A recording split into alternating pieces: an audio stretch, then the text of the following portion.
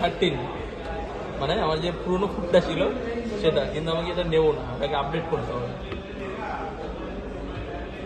এটা আছে 14, 14টা ভালো, কিন্তু ভালো। আর এটা হচ্ছে সব থেকে আপডেট এখনো আইফোনের 15। তো দেখা যাক কোনটা নিই। 15 কালারটা বেশ ভালো। আর এই যে প্রো প্লাস প্লাস এইগুলো প্রাইস বেশি, এটার ডিফারেন্স আমার খুব একটা বেশি লাগে না, মানে এদের প্রাইসটা এতটা বেশি করে দিচ্ছে কেন, মানে ডিফারেন্স তো কিছুটা থাকবে অনেকটা, ওটা আমার লাগে না, তাই জন্য ওই সেগমেন্টে আমি যাবো না। দেখা যাক এদিকে ফোনের দিকে যাই, ফোনের বিলিং হবে এবার আমার।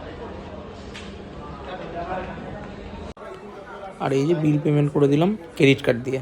অ্যাকচুয়ালি আমার ফোনটার দাম কত বললো জানো? 30 to 35,000। ফোনের দাম ছিল 15, আমি যখন নিয়েছিলাম, এটা অনেক আগের ভিডিও তোমরা এখন দেখছো, 75,000। তো সেখান থেকে আমি আগে আইফোন 13 ইউজ করতাম, তো সেখান থেকে কিন্তু আমি সেই ফোনটা রিসেল করে 30,000 মতো পেয়েছি। আর যেহেতু আমি HDFC ক্রেডিট কার্ড ইউজার, তো ক্রেডিট কার্ড দিয়ে পে করেছি 5,000 টাকা, ওখানে ক্যাশব্যাক পেয়েছি, 35 হয়ে গেল।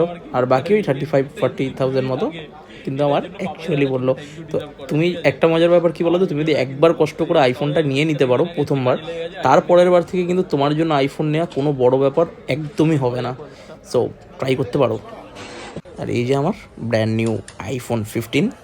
আমার অ্যাকচুয়ালি আইফোন প্লাস বা আইফোন প্রো এগুলো একটু ওভার মানি লাগে। কিনলাম আমরা, ভ্যালু ফর মানি লাগলো তো কিনলাম, আর বললো কি আইফোনের সাথে কানেক্ট ভালো নেবে। এটা 3টে নেওয়া হয়েছে। তো চলো,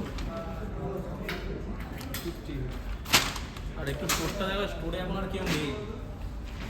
এখন স্টোরে বলতে শুধু মোটামুটি আমরাই, আর বাদ বাকি ওদের লোক, আর এখন স্টোরে কেউ নেই। এটা একবার না, এটা প্রত্যেকবার আমরা যখন কিনতে আসি তো প্রত্যেকবারের গল্প এটা।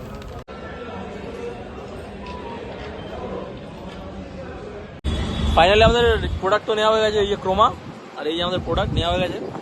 তো আমি একা না, ইনিও আছে কিন্তু আমার সাথে, নিজেও কিছুদিন আগে সেম ফোনই নিয়েছে, কালার আলাদা, কিন্তু এখনো ব্লগ কিছু ছাড়িনি, শ্যুটও করেনি, জানি না কি করবে ও।